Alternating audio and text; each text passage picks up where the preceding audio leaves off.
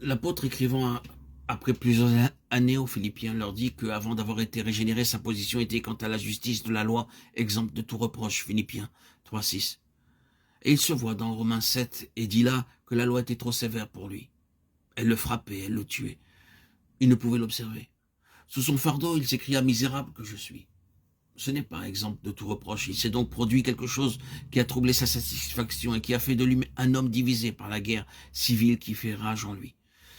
Dans l'homme non régénéré, la conscience se cachait derrière les rites et les observations de la loi. L'observation rigide de ses formes et de ses rites séduisait et trompait sa conscience.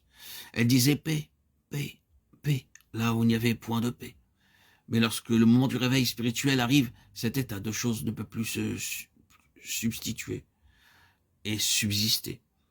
La conscience ne peut plus être séduite, et bien que l'âme puisse encore essayer quelques flirts avec le péché, l'esprit éveillé, vivifié et réprime sa propre âme. Il appelle les choses par leur nom, c'est-à-dire il appelle le péché péché, au lieu de traiter la loi des cérémonies comme une compensation à la morale. Il comprend que cette dernière est la chose essentielle et que l'obéissance vaut mieux que les sacrifices et l'observation de sa parole vaut mieux que la graisse des béliers, 1 Samuel 7, 22. À moins que la signification et la valeur de la mort et de la résurrection de Christ ne soient connues et la vérité de notre identification par la foi avec elle, l'une de deux choses terribles arrivera. Ou bien ce serait une histoire analogue à celle qui nous est décrite dans le chapitre 7 des Romains, une histoire de lutte, d'aspiration et de défaite, une crainte de s'appuyer sur la foi en Christ, en même temps qu'un désappointement profond de la vie chrétienne vécue qui conduit de plus en plus près du désespoir et de la détresse, ou bien l'on en arrivera à cet état terrible qui dessèche la conscience et qui tue l'esprit, et que l'on nomme l'antinomianisme. Il sera peut-être utile de dire ici ce qu'est cette doctrine. Le mot est formé de anti contre et nomos, loi. Le terme a été employé pour la première fois par Luther pour désigner les adeptes de Martin Agricola qui prétendaient que la loi morale comme telle ne liait pas les chrétiens. Mais la chose elle-même existait longtemps avant l'époque de Luther où le nom lui fut donné. Dès les premiers temps chrétiens, il y a eu ceux qui ont nié l'utilité de la loi et ses obligations dans la dispensation de l'évangile. Il semble que déjà dans les temps apostoliques, ce principe a été à l'œuvre, ce que nous font comprendre plusieurs passages des lettres du Nouveau Testament, car dans ces passages, les apôtres y mettent en garde leurs convertis contre les fausses interprétations de leur enseignement, qui seraient une excuse à toutes sortes de dérèglements.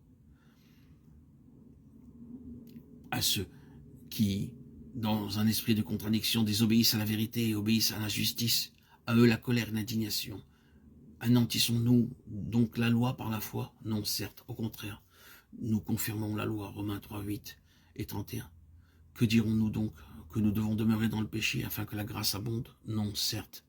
Romains 6, 1. Il y a au cœur de cette doctrine une fausse interprétation de la doctrine de la justification par la foi. Quelques-uns ont même enseigné dans le passé que puisqu'ils sont spirituels, leur nature ne pouvait plus être corrompue, quelle que soit leur conduite morale, ou bien qu'une personne élue ne péchait plus, alors même qu'elle commettait des actes mauvais en eux-mêmes. Certes, personne ne soutiendrait délibérément une telle doctrine, mais le principe peut cependant opérer. La justification par la foi, avoir la finalité et la plénitude de la perfection en Christ, la persévérance finale, c'est-à-dire lorsque l'on est en grâce, tout est toujours en grâce. Des affirmations comme cela peuvent, si étranges que paraissent cela, produire une espèce de christianisme dur et légal, s'il est mal compris, et résulter en beaucoup de choses positivement mauvaises ou problématiques, ou autres que conformes à la grâce de Christ.